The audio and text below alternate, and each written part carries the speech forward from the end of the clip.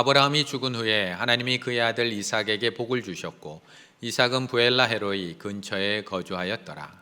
사라의 여종 애굽인 하갈이 아브라함에게 낳은 아들 이스마엘의 족보는 이러하고 이스마엘의 아들들의 이름은 그 이름과 그 세대대로 이와 같으니라. 이스마엘의 장자는 느바요시요 그 다음은 게달과 아브엘과 밉삼과 미스마와 두마와 마사와 하닥과 데마와 여둘과 나비스와 게드마니. 이들은 이스마엘의 아들들이요 그 총과 부락대로 된 이름이며 그 족속대로는 12 지도자들이었더라.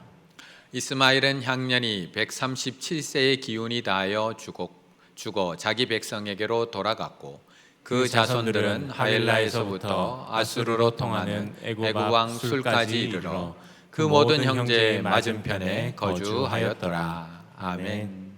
오랜만에 우연히 거리에서 친구를 만났습니다. 너무 오랜만에 만나서 너무 반가운데, 야 상현아 잘 지냈어? 그동안 어떻게 지냈어? 저도 너무 반가웠습니다. 그래, 나 잘 지냈지. 너는 어떻게 지냈어? 야, 지금 우리가 얼마만이냐. 너무 반갑다. 야, 오늘은 시간이 그렇고, 야, 조만간에 우리 얼굴 꼭 한번 보자. 그래, 우리 얼굴 꼭 한번 보자. 그렇게 약속한 지 10년입니다. 도대체 언제 얼굴 볼 수 있을까요? 언제 밥 한번 먹을 수 있을까요? 언제 차 한 잔 우리 같이 마실 수 있을까요? 다음에 밥 한번 먹자. 다음에 얼굴 한번 보자. 다음에 차 한 잔 마시자. 우리는 순간의 어색함을 모면하기 위해서 참 의미 없는 가벼운 약속들을 자주 하며 살아가고 있습니다. 특히 아이들에게는 이런 가벼운 약속을 더 쉽게 하는 것 같습니다. 아이들이 식당이나 놀이동산에서 아빠에게 떼쓸 때, 감당하지 못할 때 나중에 해줄게, 나중에. 집에 가서 해줄게. 다 나중에 사줄게. 라고 늘 가벼운 약속을 합니다. 그리고 아빠는 잊어버립니다. 그러면 아이는 점점 왜 약속 안 지키냐고 이야기하며 아빠에 대한 신뢰가 조금씩 깨어져 갑니다. 특별히 지난주 추석과 같은 명절이 지나고 나면 아빠, 엄마에 대한 신뢰는 완전히 깨져버립니다.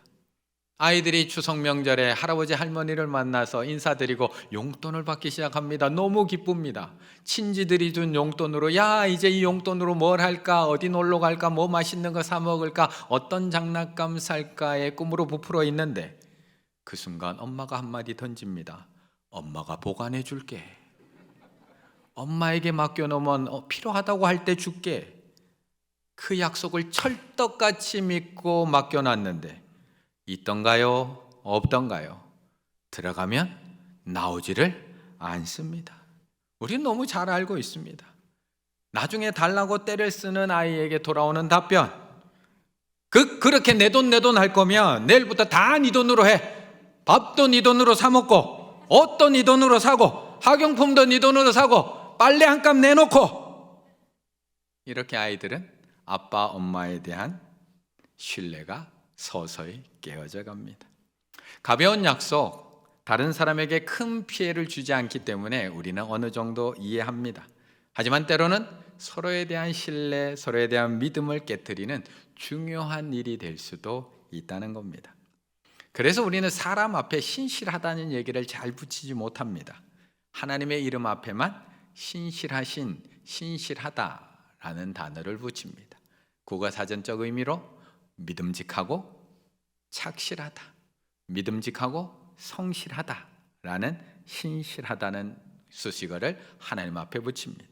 히브리 언어는 에메트라는 단어를 쓰는데 자신이 한 약속, 자신이 한 맹세, 자신이 가지고 있는 계획을 확고하고 변개하지 아니하고 요동하지 아니하고 지키신다라는 뜻을 가지고 있는 것이 바로 신실한.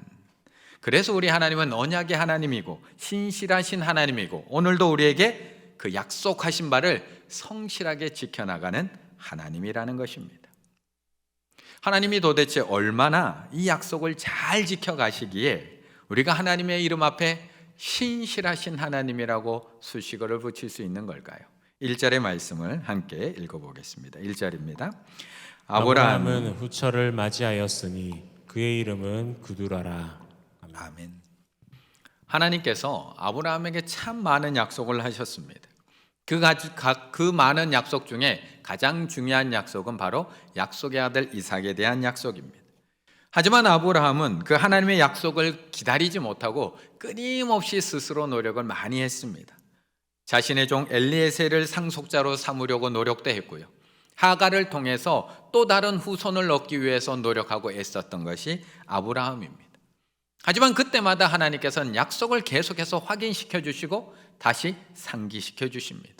여호와의 말씀이 그에게 임하여 이르되 그 사람이 너의 상속자가 아니라 너의 몸에서 날 자가 너의 상속자가 되리라. 또 약속을 확인시켜 줍니다. 하지만 아브라함이 아무리 기다려도 약속이 이루어질 기미가 보이지 않습니다. 조짐이 보이지 않습니다. 나에게는 아이를 낳을 수 있는 조건이 하나 둘씩 사라져만 가고 있는데 그것이 이루어질 조짐은 보이지가 않습니다. 그래서 약속을 받은 지 24년이 지난 어느 날 하나님께서 찾아오셔서 내년 이맘때에 너의 아내 사라에게 아이가 있을 거야 라고 하시는 하나님의 말씀을 듣고 사라는 웃게 됩니다. 사라가 속으로 웃어 이르되 내가 노쇠하였고 아브라함 내 주인도 늙었으니 내게 무슨 즐거움이 있으리요. 하지만 하나님의 약속은 이루어졌나요? 이루어지지 않았나요? 우리가 너무나 잘 아는 것처럼 하나님의 약속은 조금의 변화도 조금의 흔들림도 없이 이루어졌습니다.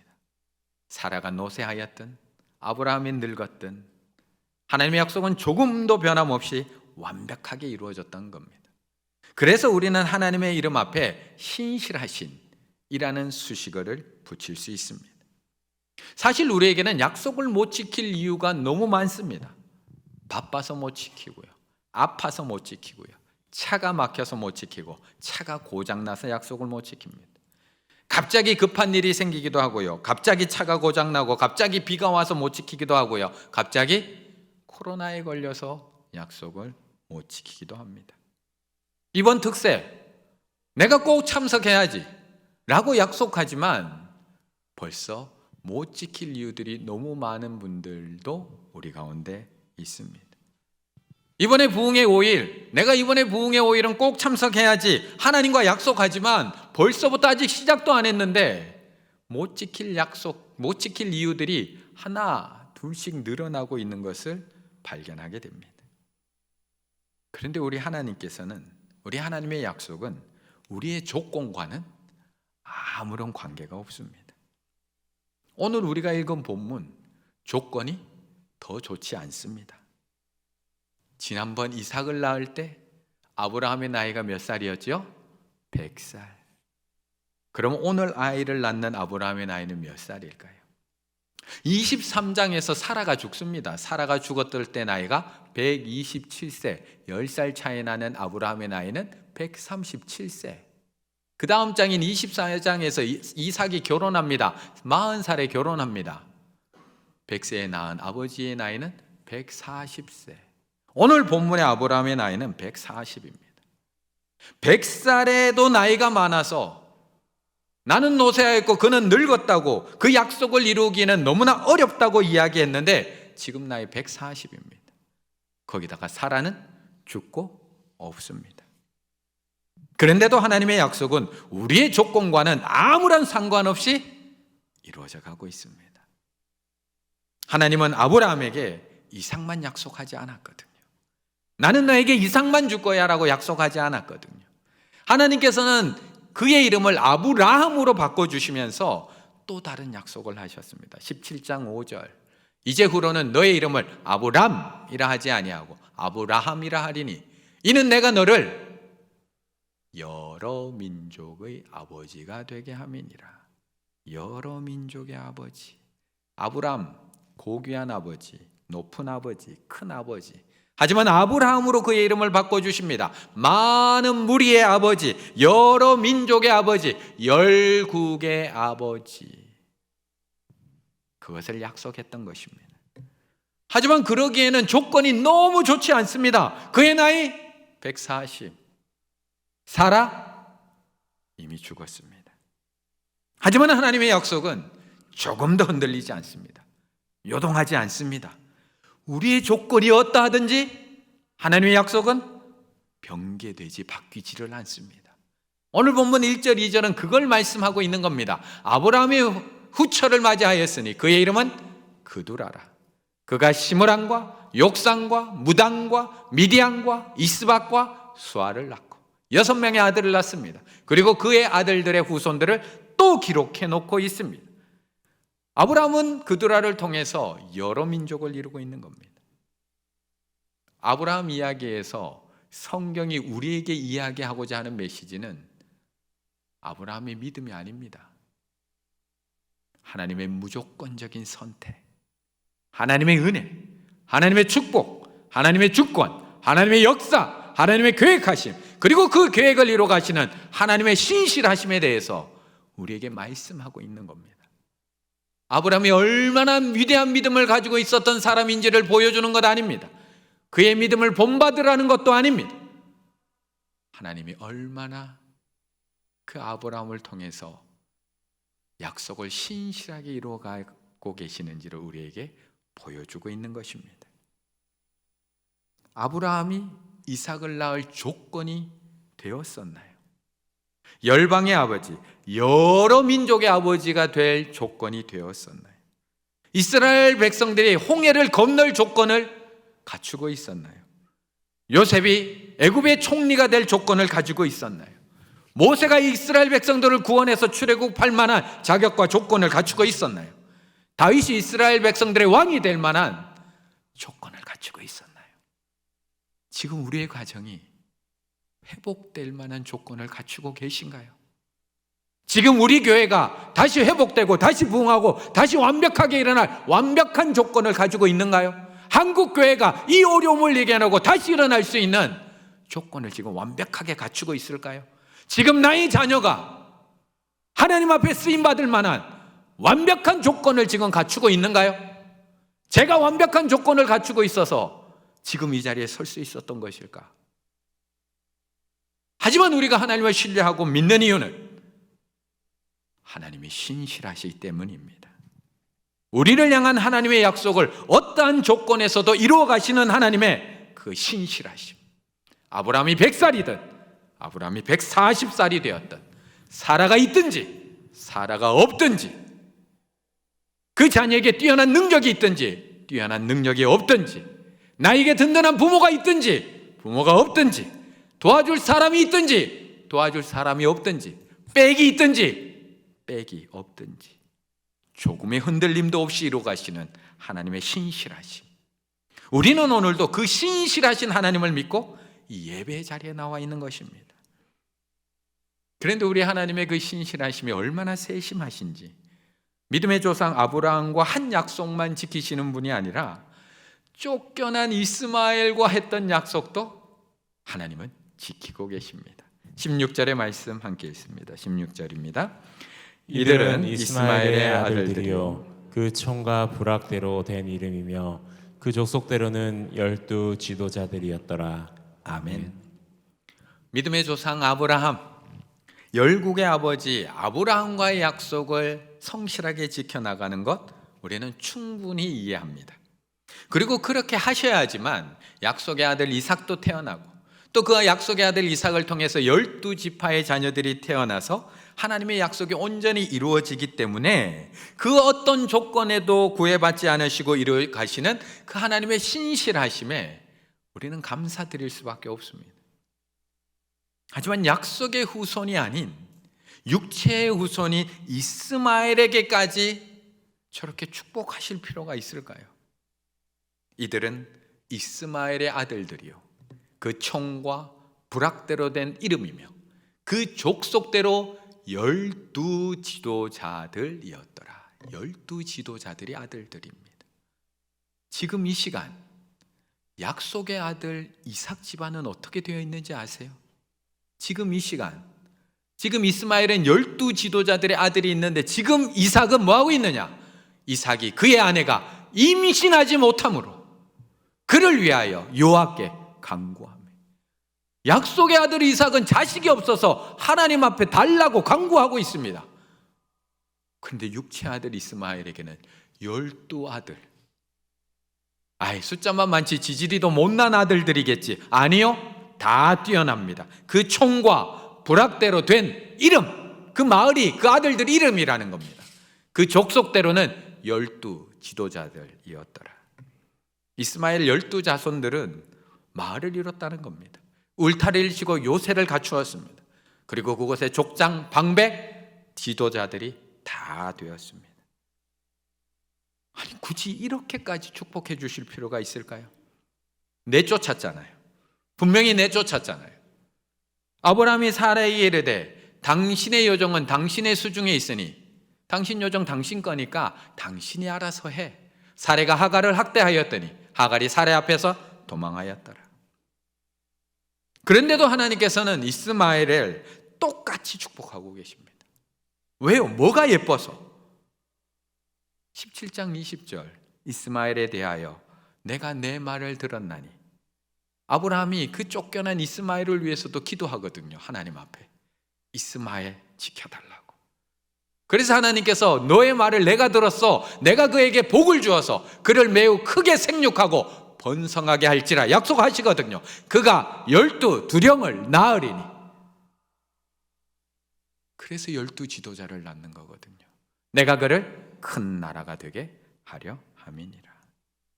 하나님은 아브라함에게 하신 이삭에 대한 약속만 성취하고 계신 것이 아니라 이스마엘에 대한 약속까지도 신실하게 이루어가고 계십니다. 우리는 이삭에 대한 약속만 기억하고 살아가고 있거든요. 아무도 이스마엘에게 하신 약속 생각하지도 않고 있는데, 하나님은 이스마엘에게 하신 그 작은 약속 하나까지도 결코 잊지 아니하시고 끝까지 신실하게 지켜가고 계신다는 겁니다. 하나님이 그 아이와 함께 계심에 이스마엘입니다. 하나님이 그 아이와 함께 계심에 그가 장성하여 광야에 거주하며 활 쏘는 자가 되었더니, 이스마엘은 아브라함과 사라에게 버림받았지만 하나님은 그를 버리지 않으셨습니다. 약속하셨거든요. 하나님은 아버지에게 버림받은 이스마엘과 함께 계셨습니다. 이스마엘의 탄생에 대해서 성경 어디에서도 부정적으로 말하고 있지 않습니다. 이스마엘을 버린 것은 아브라함이지 하나님 아닙니다. 하나님은 오히려 버림받은 이스마엘을 약속대로 거두어 주셨습니다. 혹시 2022년 이렇게 성구 영신 예배 드리시면서 혹시 하나님께 받으셨던, 내게 주신 하나님의 약속의 말씀 혹시 이거 다 가지고 계신가요? 안 가지고 계시다는 것은 외우고 계시다는 거죠? 아니면 붙들고 계신가요? 때로는 어디 있는지 모를 때도 있습니다. 때로는 나에게 어떤 말씀 주셨는지 모를 때도 있습니다. 왜 나에게 이 말씀을 주셨는데 왜 안 이루어 주시는 거지? 실망하고 있을 수도 있습니다. 하지만 괜찮습니다. 나는 기억하지 못해도 하나님은 이 작은 약속조차도 기억하고 계십니다. 나는 잊고 지내고 살아가고 있을지 몰라도 하나님은 이 작은 약속 하나까지도 오늘도 지켜나가고 계시기 때문입니다. 우리는 때로 하나님께서 나를 잊으셨다고, 하나님께서 나에게 주셨던 그 약속을 잊으셨다고 실망하고 살아갑니다. 때로는 우리가 붙들었던 그 약속의 말씀이 뭔지도 모르고 살아갑니다. 하지만 하나님께서는 오늘도 그 작은 약속 하나까지도 우리의 삶 속에 이뤄가고 계시는 줄로 믿습니다. 그렇다면 하나님의 그 신실하심 도대체 언제까지 이어지는 걸까요? 그 작은 약속 하나까지도 어떤 조건에서도 이루어지시는 그 하나님의 신실하심 도대체 어디까지 이어지게 되는 걸까? 11절의 말씀 함께 있습니다. 아브라함이 죽은 후에 하나님이 그의 아들 이삭에게 복을 주셨고 이삭은 부엘라 헤로이 근처에 거주하였더라. 아멘. 하나님께서 지금까지 하신 약속들은 아브라함과 한 약속입니다. 이삭과 한 약속, 이스마엘과 한 약속이 아니라 아버지 아브라함과 한 약속들입니다. 너를 여러 민족의 아버지가 되겠다고 하신 그 약속도 아브라함과 하신 약속이고, 내가 약속의 아들 이삭을 주겠다고 하신 것도, 이스마엘에 대한 약속도 다 아브라함과 하신 약속. 그런데 아브라함 나이가 이제 175세, 이제 죽음을 맞이하게 됩니다. 그의 나이가 높고 늙어서 기운이 다하여 죽어 자기 열조에게로 돌아갑니다. 그렇다면 이제 약속도 끝난 것 아닌가요? 아버지와 한 약속이잖아요. 아브라함과 한 약속이잖아요. 그럼 약속이 이제 끝 아닌가요? 아버지와 맺은 언약을 굳이 그 아들에게까지 이룰 필요가 있을까요? 아버지가 죽고 난 이후에 이삭은 흉년을 맞이하게 됩니다. 그래서 아버지와 똑같이 그랄이라는 땅으로 내려갑니다. 이삭은 처음에 애굽까지 내려가려고 계획을 했는데 하나님께서 거기까지 내려가지 말고 그랄에 머물라고 하시는 바람에 아버지와 똑같이 그랄 땅에 머무르게 됩니다. 그런데 그곳에서 아버지가 파놓았던 우물들을 발견하게 됩니다.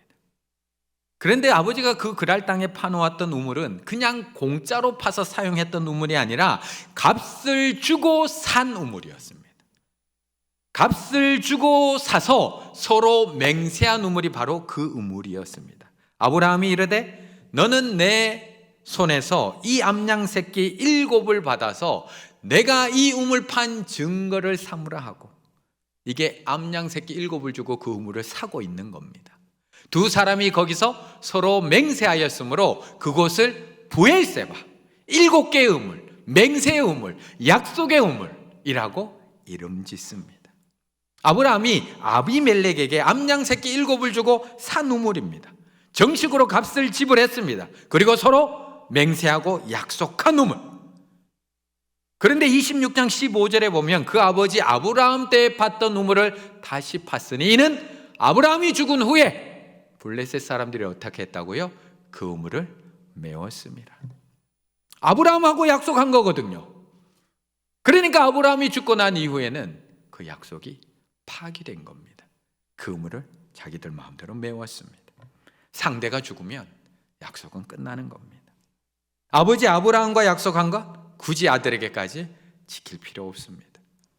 그런데 오늘 하나님께서는 11절 아브라함이 죽은 후에 하나님이 그의 아들 이삭에게 복을 주셨고 이삭은 부엘라 헤로이 근처에 거주하였더라. 하나님의 신실한 약속은 계속해서 이어지고 있습니다.